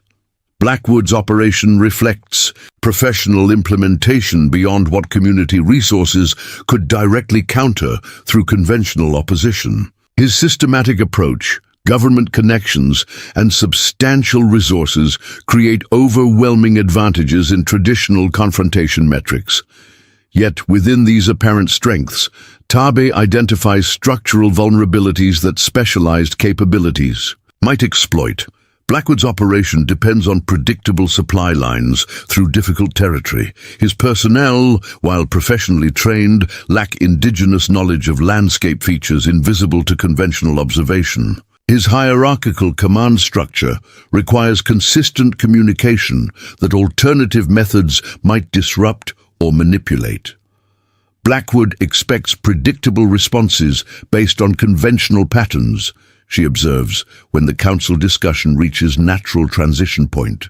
Direct confrontation would confirm his tactical assessments, while revealing defensive capabilities better kept hidden until more advantageous moments. Strategic response requires understanding his operational requirements rather than reacting to his visible actions. This perspective shifts the council's approach from immediate countermeasures to systematic strategy development, not merely responding to rustling incidents, but understanding their place within Blackwood's larger objectives. not focusing on property recovery, but on intelligence gathering that reveals exploitable patterns within seemingly overwhelming opposition. "What do you propose, Wind Sister?" Elder Running Fox asks, the question acknowledging both her tactical expertise and the community's trust in her assessment. "Blackwood believes he faces scattered individuals with minimal coordination," Tabe responds, her quiet voice drawing listeners into focused attention. "His strategy depends on isolating targets, applying systematic pressure, and exploiting divisions between resistance points. Effective counter-strategy requires connection rather than separation, information rather than confrontation, patience rather than immediate response." As the council meeting transitions to specific planning, Tabe's approach integrates traditional knowledge with contemporary application, utilizing ancient tracking wisdom against modern opposition, applying generational survival strategies to current territorial threats. Unlike direct military resistance, which would match Blackwood's strengths against community vulnerabilities, her approach leverages specialized capabilities against systematic weaknesses. The resulting strategy emerges not as conventional defense, a plan, but as integrated system combining surveillance networks, communication methods invisible to traditional monitoring, and coordinated intelligence gathering that transforms apparent vulnerability into informational advantage. Rather than fortifying isolated positions, the community establishes connected response capabilities that utilize landscape knowledge beyond what Blackwood's operators could anticipate or counter. Miguel Two Ravens, who will coordinate the youth surveillance network, summarizes this approach with perceptive clarity. "We don't fight the bear directly.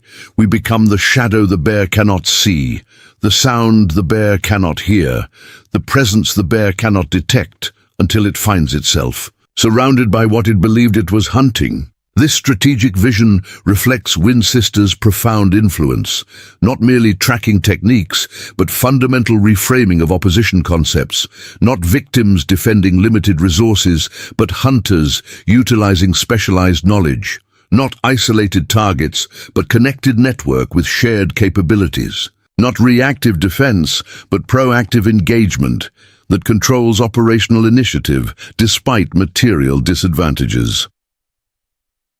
As council disperses with clear implementation responsibilities, Taabe prepares for difficult task ahead, returning to her farm, where Blackwood's surveillance would expect emotional distress from significant theft, maintaining convincing performance of limited awareness while actually coordinating comprehensive counter-strategy through methods invisible to conventional monitoring.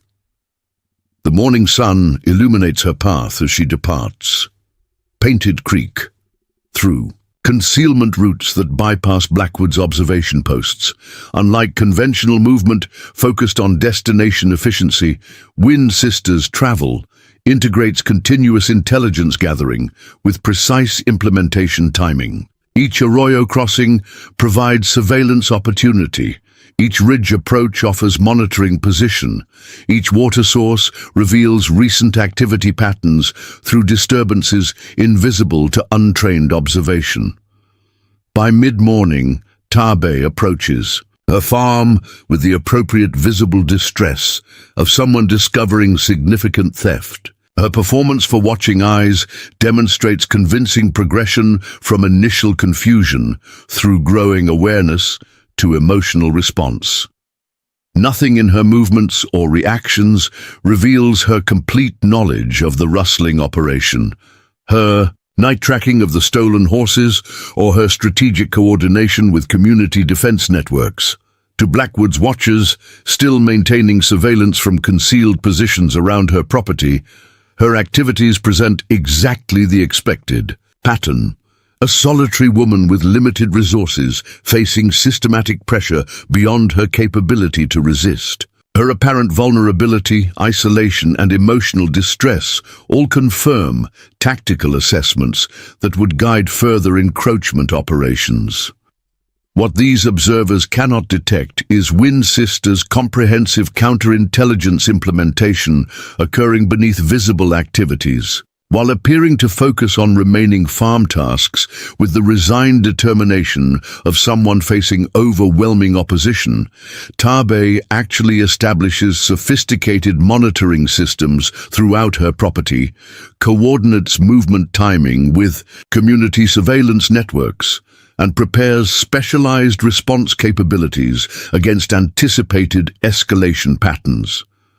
The hunters believe they watch helpless prey. They cannot know they observe a predator measuring their every vulnerability.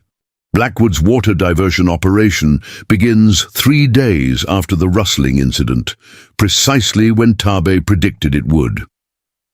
Before dawn, 20 men with specialized equipment move into position around the narrow canyon where the underground spring surfaces, establishing control points at strategic locations along the watercourse that feeds both Painted Creek settlement and surrounding farms. The operation shows professional implementation, specialized equipment transported under cover of darkness, security teams positioned before engineering crews, communication systems established between operational sections, yet nothing about. This supposedly covert operation escapes Wind Sister's surveillance network. Miguel Two Ravens observes the initial equipment movement from a concealed position so well integrated with the landscape that Blackwood's security teams pass within 15 feet without detecting his presence. Young Swifthawk monitors personnel, deployment patterns using traditional observation methods that leave no trace for conventional security to discover. Sarah Colton, moving openly along public routes with the legitimate purpose of collecting botanical specimens, documents official authorization papers visible on equipment crates. Each intelligence element flows through communication channels, beyond what Blackwood's monitoring could detect, patterns of smoke signals that appear identical to morning cooking fires, hunting calls that sound like natural wildlife, message carriers using ancient travel routes invisible to those without. Generational knowledge of the territory. By mid-morning, Tabe has comprehensive understanding of the operation's scope, capabilities and vulnerabilities, despite never leaving her farm where Blackwood's surveillance continues, recording her apparently routine activities. The diversion structure itself reveals Blackwood's ultimate intentions more clearly than any intelligence report could. The engineering design doesn't simply redirect water for construction purposes, but establishes permanent control infrastructure, concrete, foundation footings, steel reinforcement frameworks, heavy machinery positioning for long-term operational capacity. This isn't temporary resource utilization, but permanent appropriation, not just railway construction support, but fundamental territorial acquisition through water control. He's damming the entire watershed, Calvin Trueshield reports during the Emergency Council gathering at Painted Creek. Not just diverting flow for construction needs, but establishing permanent control infrastructure. Their engineering team is installing foundation systems designed for decades of operation, not temporary project support. Elder Running Fox absorbs this assessment with the grave understanding of someone who has witnessed generations of incremental dispossession. Without water access, our legal land titles become meaningless. Papers that supposedly protect our territory are worthless if the resources that make it habitable are controlled by others. The Territorial Water Commission approved the project. Yesterday, Sarah Colton adds, her position as school teacher in Meridian Crossing, providing access to government communications invisible to Indigenous community members. Judge Harmon signed the authorization without public hearing or community notification. The paperwork was processed through a special administrative session closed to public observation. This confirmation of government complicity transforms the tactical situation from resource dispute to existential threat, not just challenging community assets, but undermining foundational survival requirements. Without water access, the legal land rights secured through years of careful navigation of territorial systems become hollow protection of uninhabitable territory. Yet amid this sobering assessment, Tabe identifies the operational vulnerability that specialized capabilities might exploit. Blackwood's water diversion depends on physical infrastructure vulnerable to environmental conditions he cannot fully control. His engineering implementation requires stable construction conditions that specialized knowledge might disrupt. His security operations focus on conventional approaches visible to traditional monitoring rather than indigenous methods invisible to standard surveillance. Blackwood controls the visible waterways, she observes, her quiet voice drawing listeners into focused attention. But not the underground springs that feed them. His engineers understand surface water management, but not the subterranean systems our ancestors mapped through generations of territorial knowledge. This perspective shifts the Council's understanding from apparent defeat to potential advantage. Not opposing Blackwood's overwhelming resources directly, but utilizing specialized knowledge he cannot access or counter. Not fighting for visible water control, but activating alternative sources invisible to conventional assessment. Not reacting to crisis, but implementing prepared contingencies developed through generations of survival experience. The resulting response strategy emerges, not as desperate resistance, but as coordinated implementation, combining traditional knowledge with contemporary application. While maintaining appearance of crisis response to preserve tactical surprise, the community activates water management systems developed through centuries of drought survival. Ancient wells concealed from outside observation are reopened using methods that leave no visible evidence of activity. Underground water channels documented through generational mapping are cleared using techniques invisible to surface monitoring. Alternative springs beyond Blackwood's operational awareness are prepared for community access through routes that bypass his security perimeters. Miguel Two Ravens, whose exceptional tracking abilities have made him Wind Sister's most promising student, summarizes this approach with perceptive clarity. Blackwood believes water flows only where his engineers can see it. Our advantage lives in what remains invisible to those who read only surface patterns without understanding the deeper systems beneath them. As implementation begins, Taabe faces her most challenging operational requirement: maintaining convincing performance of crisis impact while actually coordinating comprehensive counter-strategy.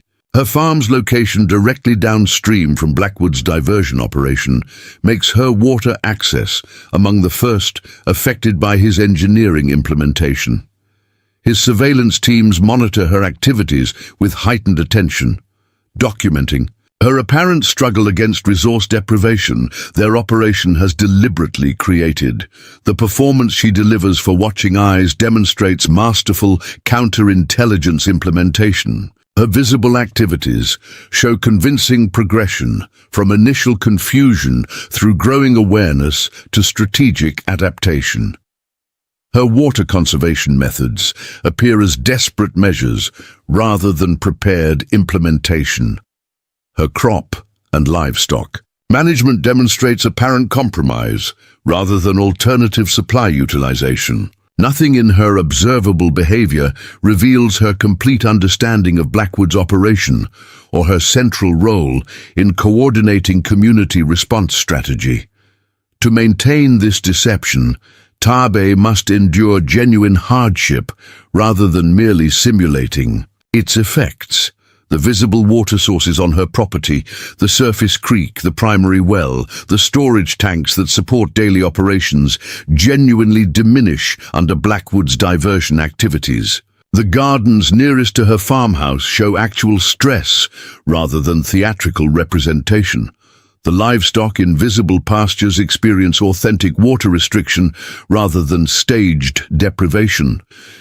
This commitment to operational authenticity represents Wind Sister's extraordinary discipline, accepting actual hardship to maintain deception integrity rather than compromising tactical effectiveness through performance inconsistencies. Understanding that Blackwood's assessment includes detailed documentation of stress indicators beyond what simple acting could simulate, she endures genuine difficulties while implementing alternative solutions through methods invisible to conventional surveillance. 5 days into the water diversion operation, Wilson returns to Tubbs' farm. Unlike his previous visit with multiple riders maintaining tactical positioning, he arrives alone with the calculated approach of someone offering assistance rather than threat. His expensive horse, immaculate clothing, and practiced expression of concern all contribute to the performance of legitimate business representative rather than acquisition operative. Mrs. Shappa, he greets with professionally calibrated sympathy. I've just come from upstream and observed the unfortunate water situation affecting your property. A regrettable development, particularly given your admirable self-sufficiency. Operation here. Tabe acknowledges his presence with appropriate wariness, while revealing nothing of her comprehensive understanding of his actual function within Blackwood's operation. Her response, minimal, guarded, but not overtly hostile, creates space for his prepared approach while providing no information beyond what his surveillance already possesses. Colonel Blackwood has authorized me to present a revised acquisition offer, Wilson continues, producing official-looking documents with corporate letterhead and legal formatting. Given the changed circumstances affecting water availability to this property, he's prepared to offer significantly higher compensation than market rates would typically indicate, a gesture of community responsibility despite developmental necessities. The offer amount, nearly triple the territory's standard valuation for comparable properties, reveals Blackwood's accelerated timeline rather than genuine generosity. The preparedness of formal documentation, complete with territorial approval, stamps and legal certifications, demonstrates pre-arranged government complicity rather than responsive accommodation. The specifically tailored terms addressing Tabe's particular situation indicate targeted acquisition rather than general purchasing program. The Territorial Water Commission has unfortunately approved permanent diversion infrastructure for the railway development project, Wilson explains with practiced regret that disguises satisfaction. While legal appeals remain theoretically possible, practical water access to this property will not be restored. Colonel Blackwood's offer represents rare opportunity to receive substantial compensation for land that has diminished in practical utility. This combination of implied threat, bureaucratic inevitability, and financial inducement represents classic displacement tactics refined through decades of territorial acquisition operations. The approach depends on target isolation, resource deprivation, and apparent legitimacy, creating conditions where surrender seems rational while resistance appears futile. What Wilson cannot recognize through his professional assessment is that the woman evaluating his proposal is not the vulnerable target his intelligence has identified, but Wind's sister, measuring his tactical approach for exploitable patterns. Behind her carefully composed expression of concerned evaluation, Tabe catalogues every element of his presentation: document formatting indicating preparation timeline, approval stamps revealing authorization protocols, specific language choices, demonstrating coordination between corporate interests and government authorities. I'll need time to consider such an important decision, she responds with convincing uncertainty that reveals nothing of her actual strategic assessment. This has been my home for many years. Such changes require careful thought.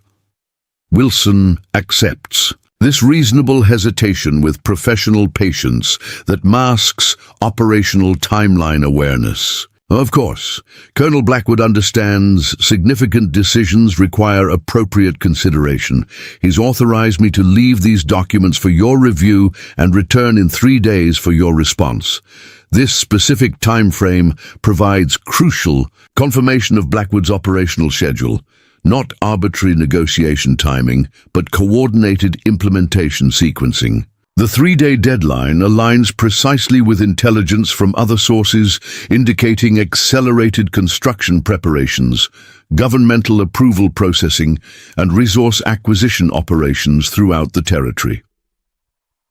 After Wilson departs, Taabe maintains her observable routines with methodical consistency, while actually conducting comprehensive document analysis beyond what conventional surveillance could detect. The acquisition papers, seemingly standard territorial transaction forms, contain subtle irregularities that reveal crucial operational information, approval dates preceding public announcement, authorization signatures from officials without jurisdictional authority, implementation schedules corresponding with military-style operational timelines, rather than standard construction sequencing.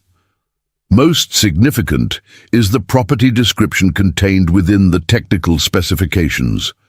Not just Taabe's farm, but surrounding territories, including watershed areas, geological formations, and access corridors that correspond precisely with the railway route planning documents Miguel had observed in Blackwood's main camp. The comprehensive scope confirms this isn't merely individual property acquisition, but systematic territorial control implementation, not just purchasing land, but securing complete infrastructural dominance throughout the region. That evening, as darkness provides concealment from Blackwood's surveillance, Taabe slips away from her farm through ancient travel routes invisible to conventional tracking. Her journey to Painted Creek follows water paths beneath the surface, utilizing cave systems and underground channels documented through generations of indigenous knowledge, but absent from any territorial survey or government mapping. These subterranean routes, developed through centuries of both ceremonial practice and practical necessity, provide movement capabilities beyond what Blackwood's security operations could monitor or intercept. The council meeting she joins operates by firelight in the ceremonial center of the settlement. Community leaders gathered to integrate intelligence from multiple sources into comprehensive response strategy.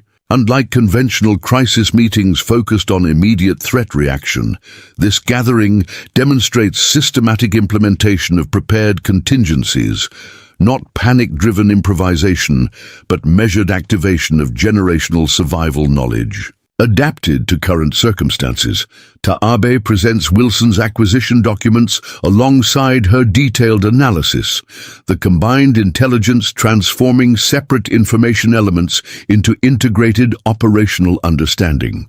Blackwood's timeline has accelerated beyond initial assessment, she explains, connecting document details with intelligence from other sources. The acquisition offers water diversion implementation, and railway construction preparation all indicate coordinated operation with government authorization already secured through non-standard procedures. Rather than generating despair, this assessment clarifies response requirements and implementation timing. Elder Running Fox, whose leadership combines traditional wisdom with adaptive strategic thinking, identifies the operational implication others might miss. Acceleration indicates vulnerability rather than strength. Blackwood commits resources before securing complete control because external factors pressure his timeline beyond optimal preparation. This insight shifts tactical understanding from apparent disadvantage to potential opportunity, not evidence of overwhelming opposition, but indication of operational compromise forced by implementation constraints. Blackwood's accelerated schedule, while creating immediate pressure on community resources, also creates strategic vulnerabilities that specialized capabilities might exploit if properly coordinated and precisely implemented. The resulting response. Strategy emerges through collaborative development rather than hierarchical direction, each community member contributing specialized knowledge within integrated framework. Calvin Trueshield provides legal analysis, identifying procedural vulnerabilities in territorial approvals. Morning Light offers traditional water wisdom, documenting alternative sources beyond Blackwood's awareness. Miguel Two Ravens reports security pattern analysis, revealing surveillance gaps and response limitations. Sarah Colton contributes insider information about Railway Commission scheduling and financial commitment timelines. Throughout this strategic development, Taabe's unique contribution extends beyond specific tactical elements to fundamental approach, philosophy, not just identifying what actions to take, but how to implement them within comprehensive understanding of adversary operations. Her tracking wisdom, developed through generations of survival knowledge, transforms apparent vulnerability into operational advantage by utilizing Blackwood's assumptions against his objectives. Blackwood believes he controls territory by controlling its visible resources, she observes, her quiet voice carrying that distinctive quality that draws listeners into deeper understanding. His power depends on our acceptance of his definition of essential requirements. We survive not by challenging his strength directly, but by redefining what sustains us beyond his awareness or comprehension. As planning transitions to specific implementation assignments, the community demonstrates resilience beyond what conventional assessment would recognize or anticipate. Unlike resistance movements organized around oppositional identity, their response integrates cultural wisdom with practical adaptation. Not just fighting against external threat, but activating internal capabilities that transform survival. Requirements into specialized advantages.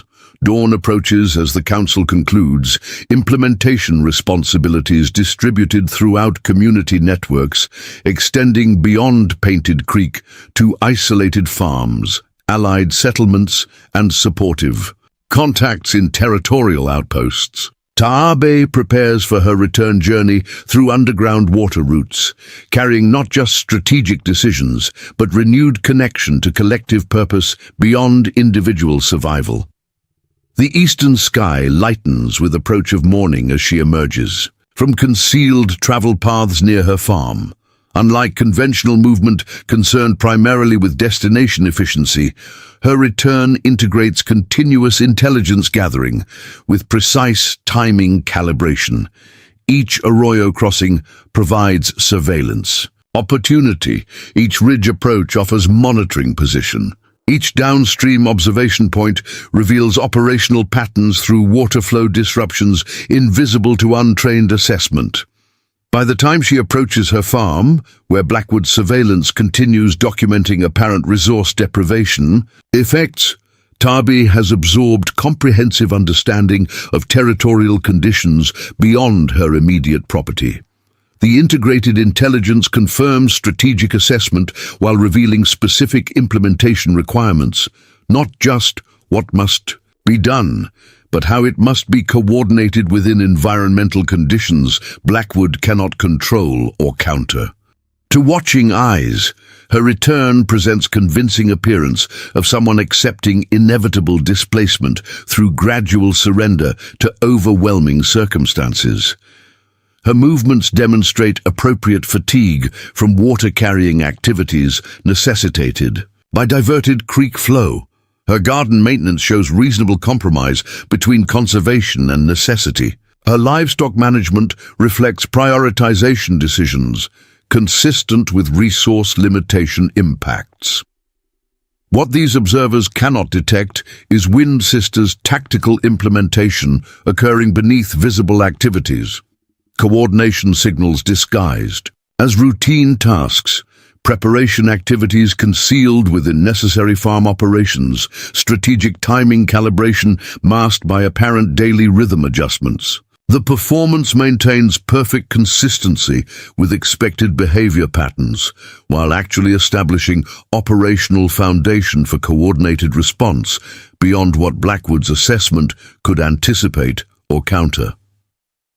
3 days after Wilson's visit, as summer heat intensifies water deprivation impacts throughout the territory, Blackwood's operation faces unexpected challenge from directions his strategic assessment never considered, and through methods his security operations cannot detect.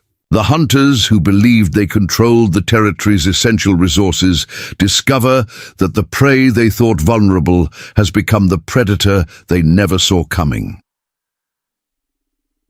Wind, Sister's Hunt enters its decisive phase.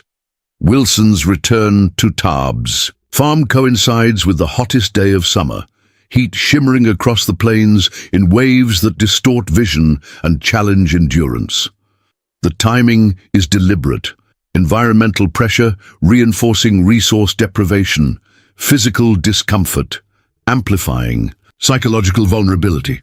He arrives precisely at noon, when shade becomes precious commodity and water scarcity most acutely felt, his immaculate appearance designed to emphasize contrast between his comfortable position and her apparent desperation. Mrs. Shappa, he greets with practiced concern that masks satisfaction. "I trust you've had sufficient time to review Colonel Blackwood's generous offer. Given the deteriorating conditions, I'm authorized to expedite payment processes for your convenience." Tarbes stands in her doorway, her posture and expression calibrated to present exactly what Wilson expects to see. A woman weakened by resource deprivation, isolated from support networks, facing inevitable displacement through forces beyond her control. Her visible property shows undeniable stress signs: gardens wilting under water restriction, livestock reduced to essential breeding stock, storage containers empty of reserves that would sustain extended resistance. "I have questions about the offer terms," she responds, her voice carrying appropriate strain while revealing nothing of her actual strategic positioning. The documents Wilson had left contained deliberate technical complexities designed to overwhelm individual comprehension, creating dependency on his interpretation rather than independent assessment. "Of course," Wilson agrees with professional patience that disguises operational urgency. "I'd be happy to clarify any concerns. Colonel Blackwood wants to ensure complete understanding and satisfaction with the transaction process." The negotiation that follows demonstrates Tarbes' masterful counterintelligence implementation. She presents convincing confusion about specific contractual clauses, requiring detailed explanations that reveal underlying legal frameworks and procedural requirements. She expresses appropriate hesitation about property valuation methods, prompting elaboration that confirms financial processing sequences and documentation timing. She raises reasonable concerns about relocation logistics, necessitating clarification that exposes operational scheduling and resource allocation priorities. Throughout this exchange, Wilson believes he manages a standard acquisition negotiation, with vulnerable seller requiring additional reassurance before inevitable agreement. What he cannot recognize through professional assessment is that each question, each hesitation, each concern extracts specific intelligence value beyond its apparent purpose, not just clarifying contractual terms, but documenting operational parameters, not merely addressing property valuation, but confirming financial processing procedures, not simply discussing relocation logistics, but mapping implementation sequences. 3 days, Taabe finally states, presenting the apparent surrender Wilson has anticipated while establishing the timing parameter most crucial to coordinated response strategy. "I need 3 days to organize my belongings and prepare for departure." Wilson accepts this reasonable request with visible relief that reveals operational timeline pressure. Colonel Blackwood will be pleased to accommodate such a reasonable time frame. I'll return with payment authorization and transportation assistance on the morning of the third day. The specific scheduling. Morning arrival rather than flexible. Timing provides final confirmation of coordinated operations beyond individual property acquisition. Blackwood's accelerated implementation requires synchronized scheduling across multiple operational components, creating dependency relationships between acquisition sequences, resource allocation timing, and construction implementation that specialized disruption might exploit if precisely targeted and properly coordinated. After Wilson departs, Taabe maintains her performance of reluctant surrender for watching surveillance, her visible activities demonstrating appropriate preparation for imminent departure while revealing nothing of her actual strategic implementation. She sorts personal belongings with convincing emotional attachment to items that must be abandoned. She secures remaining livestock with practical arrangements for essential transportation. She prepares traditional farewell ceremonies appropriate for ancestral land separation.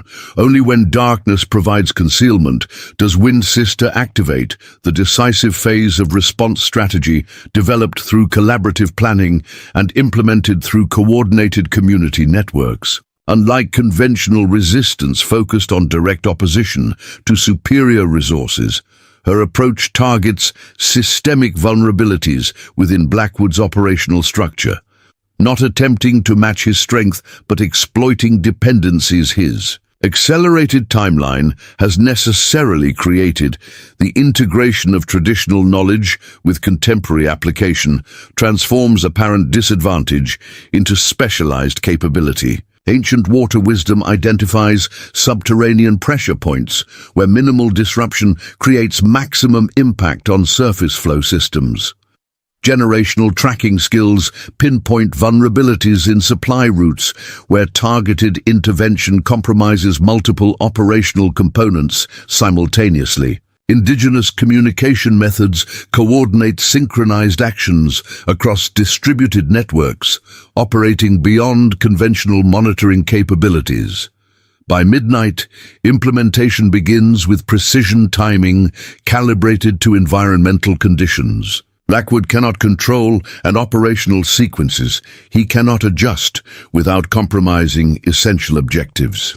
Miguel 2 Ravens leads a specialized team targeting critical equipment vulnerabilities using traditional methods that leave no evidence of deliberate intervention, not sabotage in conventional sense, but systemic disruption disguised as environmental. Complications. Morning light coordinates water flow adjustments through subterranean channels that alter surface conditions without revealing human activation. Calvin Trueshield implements legal intervention sequences synchronized with physical operations, creating procedural complications at precise moments when administrative flexibility would be most critical to Blackwood's accelerated timeline. Throughout this coordinated implementation, Taabe herself undertakes the most challenging operational component, direct infiltration of Blackwood's main camp to recover her stolen horses. Unlike the community-based disruption activities occurring simultaneously across the territory, this mission requires Wind Sister's singular tracking capabilities and specialized infiltration skills beyond what even her most promising students have developed. Her approach demonstrates tracking wisdom refined beyond conventional understanding or contemporary counterparts. She moves not through obvious access routes that security operations would naturally monitor, but through terrain features Blackwood's personnel would consider impassable. Vertical rock faces that provide handholds invisible to untrained observation. Narrow water channels that allow concealed movement beneath surface visibility. Thermal gradient transitions that defeat night vision equipment through temperature normalization rather than signature reduction. The security perimeter surrounding Blackwood's main camp represents professional implementation of military-style Protection, overlapping observation sectors, randomized patrol patterns, technical monitoring systems supplementing human surveillance. Yet these sophisticated measures address anticipated approaches based on conventional capabilities rather than specialized skills developed through generations of survival knowledge in territories where detection meant death. Wind Sister passes through these layered defenses, not by countering their strengths, but by operating in domains beyond their design parameters, not moving faster than detection capability, but becoming indistinguishable from environmental elements these systems are programmed to ignore. Not defeating surveillance through superior technology, but integrating so completely with natural patterns that observation registers only expected landscape features rather than human presence. Within the camp, she navigates security zones with precision timing calibrated to operational rhythms, identified through previous intelligence gathering. Patrol intervals, shift changes, communication sequences, and attention patterns all create momentary vulnerabilities that specialized awareness can exploit if precisely understood and properly utilized. Her movement between these transient security gaps demonstrates not just exceptional stealth, but comprehensive understanding of human behavior within structured systems, not merely avoiding detection, but anticipating reaction patterns that create predictable operational blind spots. The specialized corral containing her stolen horses occupies premium position within the camp layout, its central location and enhanced security, reflecting the animal's value within Blackwood's operational assessment. Unlike standard livestock holdings maintained primarily for utilitarian purposes, these particular horses receive treatment indicating strategic rather than practical importance. Nutritional supplements beyond basic maintenance requirements, specialized handling protocols, documentation procedures suggesting breeding program development rather than simple transportation resources. This exceptional treatment confirms Tabe's earlier assessment, not merely property theft, but strategic acquisition of biological resources with specific value beyond common understanding. The Pinto stallion in particular receives attention indicating recognition of genetic qualities invisible to conventional evaluation. Distinctive attributes developed through generations of specialized breeding knowledge that Blackwood seeks to acquire rather than simply eliminate. Wind Sister approaches the corral not through direct access routes that security would naturally monitor, but through adjacent supply storage areas considered secure by proximity rather than specific protection. Her movement utilizes structural shadows, routine noise patterns, and human attention limitations to create operational invisibility beyond what physical concealment alone could provide. Nothing in her approach triggers security responses because nothing registers as anomalous within established operational parameters, not avoiding surveillance but becoming element that surveillance expects to observe. The horses themselves present potential security vulnerability through natural response to recognized handler after prolonged separation. Conventional infiltration would face significant risk at this critical moment when normal equine behavior, nickering, movement toward familiar human, visible excitement, would immediately alert security to unauthorized presence. Wind Sister counters this vulnerability not through restraint application, but specialized communication methods developed through lifetime relationship with these particular animals. Subtle scent identification, distinctive pressure patterns, specific approach rhythms that signal required behavior beyond verbal command or physical control. With extraordinary discipline, the horses maintain appropriate calm as Tabe removes specialized containment equipment and prepares for coordinated movement.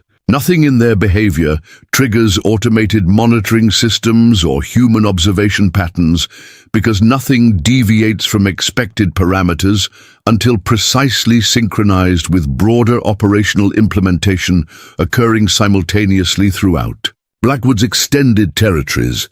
The exfiltration demonstrates Winsisters' comprehensive operational understanding beyond tactical movement capability. Rather than attempting immediate departure that would necessarily trigger pursuit response, she integrates the horse's liberation within systematic disruption, occurring simultaneously across multiple operational domains.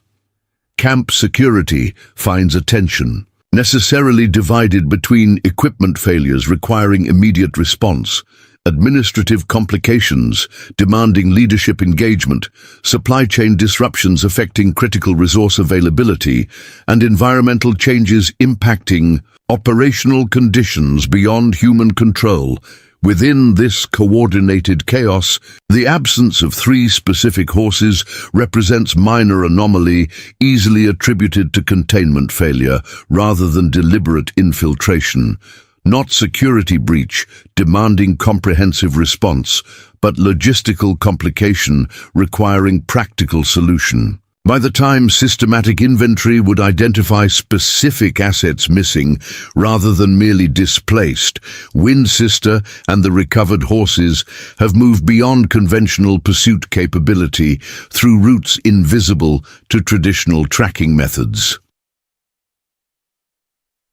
Dawn finds Blackwood's operation facing synchronized challenges across every operational domain, not catastrophic failure of individual components, but systematic disruption of integrated functions. Water management systems experience pressure anomalies beyond engineering explanation.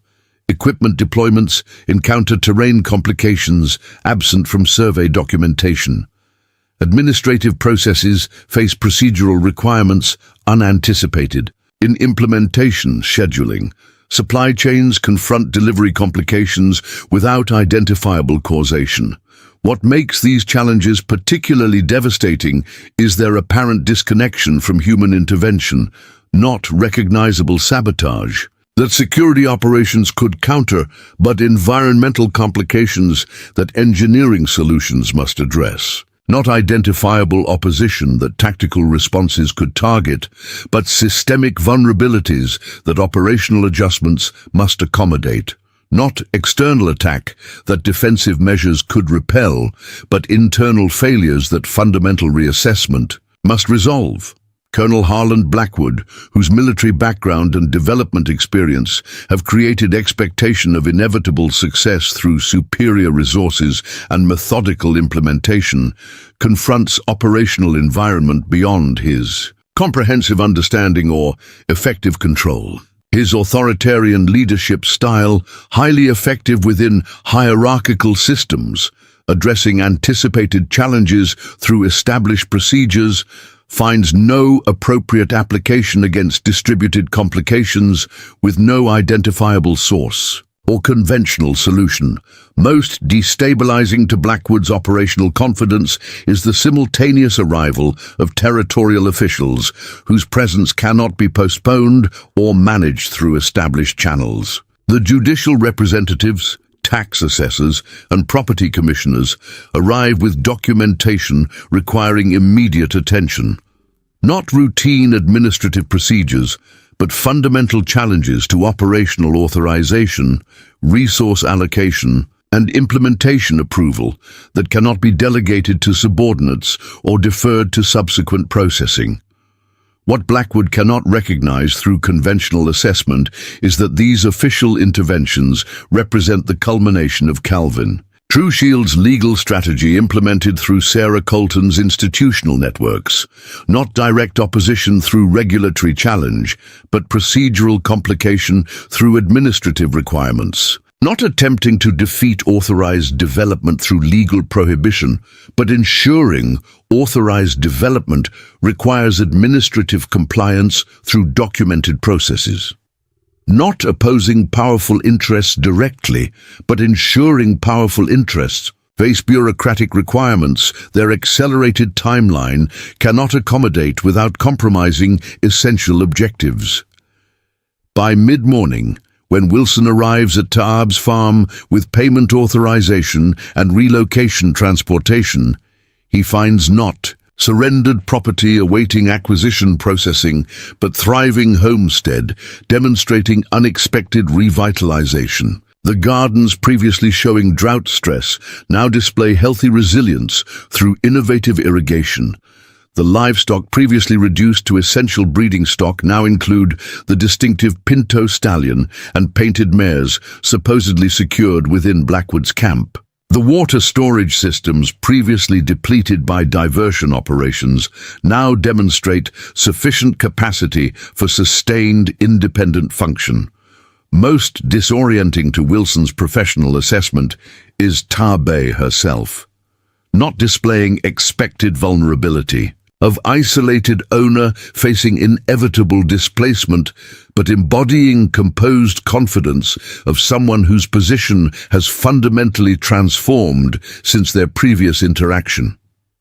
Nothing in her appearance, demeanor, or communication reflects the desperate circumstances that acquisition strategy had deliberately created and methodically exploited. "There's been a misunderstanding," she informs him with quiet authority that stops his prepared acquisition speech before it begins. "This property is not available for purchase or acquisition under any terms or conditions, now or ever." Wilson attempts recovery through practiced negotiation techniques, his professional experience suggesting temporary complication rather than fundamental strategic failure. Mrs. Shappa, the contractual discussion has progressed beyond preliminary interest to formal agreement parameters. Colonel Blackwood's organization has invested significant resources in developmental preparation based on acquisition scheduling commitments. "Your operational complications extend beyond this individual property," Taabe responds, her seemingly simple statement carrying implications that trigger Wilson's professional concern beyond specific acquisition failure. Colonel Blackwood might find his attention better directed toward addressing systemic challenges throughout his territorial holdings rather than focusing on transactions that will not occur under any circumstances. This reference to broader operational disruption beyond her specific property confirms Wilson's emerging suspicion. Not isolated complication affecting individual acquisition, but coordinated resistance impacting entire developmental implementation. Not negotiation difficulty requiring additional incentive, but strategic opposition, operating through methods beyond conventional assessment or standard countermeasures. As Wilson departs to report unexpected complications to increasingly beleaguered leadership, Taabe Shappa stands at her property boundary, watching dust clouds disappear over the horizon. The expression that replaces her negotiation composure carries neither triumph nor satisfaction, but quiet acknowledgement of responsibility fulfilled and balance restored. Not victory celebration, but recognition that protection requires continuous vigilance rather than momentary achievement. 7 years of peaceful existence had temporarily separated Wind Sister from her essential purpose. Blackwood's threat had necessitated her skills reactivation and deployment against familiar patterns. In new forms, the resolution brings not conclusion, but transition, not ending threat forever, but demonstrating consequences that future encroachment must consider before targeting what she has sworn to protect. The afternoon wind carries scents from miles away as Taabe turns back toward her revitalized farm. The Pinto stallion watches her approach with the particular attention that reflects their renewed partnership beyond mere ownership. The underground spring, flowing through channels invisible to those without traditional knowledge, nourishes soil that generations of her ancestors have defended through methods evolving with changing threats but unchanging purpose. Wind Sister's hunt has achieved its objective, not through violence that perpetuates conflict cycles, but strategic application of specialized knowledge that rebalances fundamental relationships. The Rustlers, who believed they faced merely a Comanche widow on isolated farm, have encountered instead living continuation of indigenous wisdom that transforms apparent vulnerability into unexpected strength. As Tabe Nashoba moves through evening, routines with quiet purpose that honors both traditional knowledge and contemporary application, she carries neither resentment for necessary awakening nor regret for peaceful interruption. The skills that made Wind Sister legendary remain integrated within the woman who breeds exceptional horses, maintains traditional gardens, and lives with respectful independence on lands her ancestors have protected through countless threats. Across generations, the hunters discovered too late they had themselves become prey. Those who came to take what was not theirs found instead what they had never anticipated, that some territories remain protected by guardians whose methods transcend conventional understanding, whose knowledge extends beyond visible patterns, whose determination flows from sources as deep and enduring as the hidden waters sustaining life across the ancient plains. Up next, you've got two more standout stories right on your screen. If this one hit the mark, you won't want to pass these up. Just click and check them out, and don't forget to subscribe and turn on the notification bell so you don't miss any upload from us.